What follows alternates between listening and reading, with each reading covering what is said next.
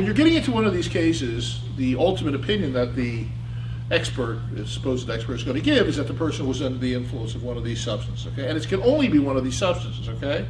Alcohol, narcotic effect, hallucinogen, habit-producing drug, or chemical inhalant. That's it. That's the only thing that's covered under the statute.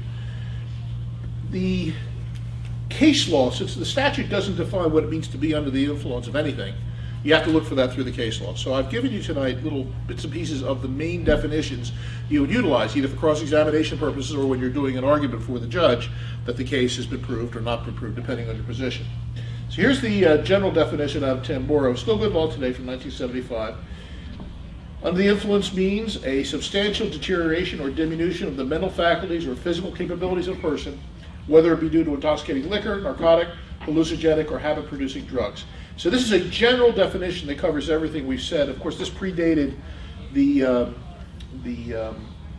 chemical inhalant part of the statute, so it was covered here. Notice that this also predated the narcotic effect component of the statute. This is the general definition you'd rely upon for under the influence.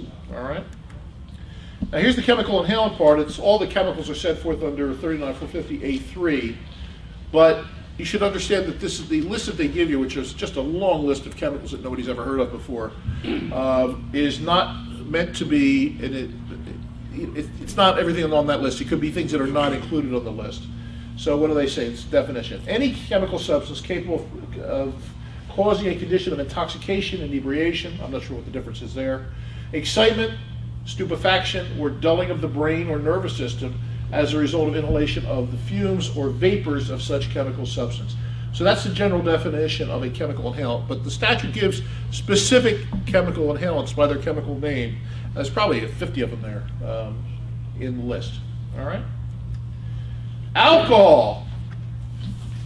Now, alcohol is one of these situations where you're not going to need, the state won't ever require, the testimony of an expert. The ability of people to, at least in New Jersey law, of lay people to recognize or come up with an opinion that someone is under the influence of alcohol has been recognized at least since the Civil War. That's as far back as I've been able to trace it. It might even be before then. For all I know, it goes back to colonial times. But the key is that under rules of evidence will allow a layperson to give an opinion if it's rationally based upon the perception of that witness. And someone being under the influence of alcohol has been recognized for 150 years now as something that a layperson can do, provided that the person has, you've set a foundation for it. You know what it's like to be drunk. Have you ever been drunk yourself? Have you ever seen anybody else drunk? Etc. These are the foundational questions that would have to be asked. This Rogers case goes back to 1917. The expression under the influence of intoxicating liquor covers not only all the well-known, easily recognized conditions and degrees of intoxication, but the abnormal mental or physical condition which is a result of indulging in any degree of intoxicating liquors and which tends to deprive him of that clearness of intellect and control of himself which he would otherwise possess. All right? Emery is a much more recent case, 1958, but you can see that the definition has not changed very much in the intervening years. The drunk driving statute penalizes a person who drives under the influence of alcohol. Although prosecutions pursuant to its provision are commonly colloquially termed drunk driving, it is settled that the statute does not require as a prerequisite to conviction that the accused be absolutely drunk in the sense of being sodden with alcohol. And you see this in the case law over and over and over again, this concept of being sodden with alcohol, which is not required as part of the proofs of the state. It is sufficient if the presumed offender has imbibed to the extent that his physical coordination or mental faculties are deleteriously affected. Okay, that's the Emery case. That's probably the best definition you're going to get in terms of what it means to be under the influence. Notice that there's these are disjunctive. It can be the physical coordination or the mental faculties.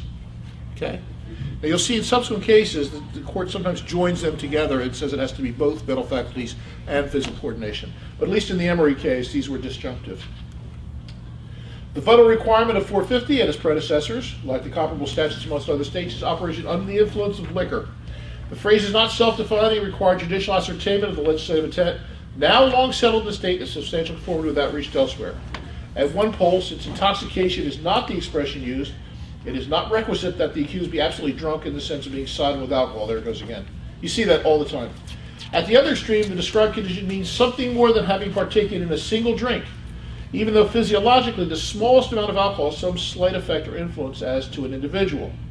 The obvious intention of the legislature was to prescribe a general condition, short of intoxication, as a result of which every motor vehicle operator is said to be so affected in judgment or control as to make it improper for him to drive on the highway. That's the State versus Johnson. This State versus Johnson is a landmark case for about 16 different reasons, and this is one of them. So you've got to go back when you have one of these cases and it's a closed case. My advice to you would be to read this to the judge as in terms of what a statement of law is, because your guy the defense is going to be, yes, I consumed an alcoholic beverage. They don't know what his BAC is, or maybe it's below a per se violation. And the argument is that, yes, I had something to drink, I had the odor of an alcoholic beverage on my breath, but I wasn't under the influence of alcohol within the meaning of the case law. And the judge is going to have to do some balancing based upon this. It's not against the law to operate a motor vehicle after you've consumed alcoholic beverages. What's against the law is to be under the influence of alcohol. So everybody can use that. Narcotic, hallucinogen, and habit-producing drug. These are the cases that discuss this. So when you're dealing with drug cases, you've got to go back to DiCarlo and Tamburo, these companion, they're not really companion cases, but they were published very, very shortly after each other. I forget which one came first. And this is the definition of being under the influence of a narcotic. An operator of a motor vehicle is under the influence of a narcotic drug within the meaning of 39-450 if the drug produces a narcotic effect, so altering his normal physical coordination and mental faculties as to render the person a danger to himself as well as persons on the highway. Now, Dr. Guberman has just told you about this narcotic effect having to do with sleepiness. Question: how do you show that a person was dangerous to others on the highway in those cases where the cops find the guy not driving, sleeping behind the wheel, or stopped at a traffic light or something like that? In other words, in the absence of danger-type driving, it becomes more difficult for the state to prove that, since the court is tying this to dangerous operation of a motor vehicle. So you've got to kind of grab this and argue this when you have these types of evidentiary issues. Okay.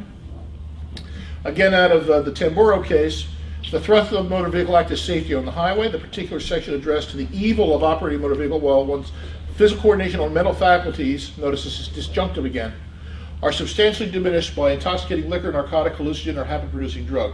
Competency to operate a motor vehicle safely is the critical question. So again, in those instances where the DRE would come in and testify the person's under the influence of these substances, you go back to the case law here and you'll be talking to the judge, just bypassing the expert and saying, but they can't tie this to any type of dangerous driving in those cases where the cops don't have them weaving all over the roadway, and you cite these two cases for that proposition. All right? Again, in Tamburo, the driving while intoxicated statute does not require the particular narcotic, hallucinogen, or habit-producing drug be identified. This is going to become very important in the Beeler case. And could you guys make a notation to this? We'll cross-references to State versus Beeler in a moment. The statute also does not define the quantum of narcotics, hallucinogens, or habit-producing drugs required in order to violate its prohibition. Which is a good thing, since the state police don't test the quantity of the substance inside of the defendant's body. Instead, as with alcohol intoxication, the issue is simple. It was so simple, why would they have all these cases? Was the defendant under the influence of a narcotic, hallucinogen, or habit-producing drug while he operated a motor vehicle? Again, that's back to State versus Tamburo. So the passage here is very, very important, because you get two things out here that you have to deal with as a defense attorney. Number one, no requirement that there be absolute proof as to what the substance was. And number two, no requirement that you show how much of it was in this individual system. But then again, this kind of is a sword that cuts both ways, because the state police reports are only coming back for presence or absence, irrespective of whether they're testing urine or blood. It's going to come back and say it tested positive for this substance or that substance, cocaine, marijuana, whatever it may be. But that's only circumstantial evidence. It doesn't necessarily make the person under the influence.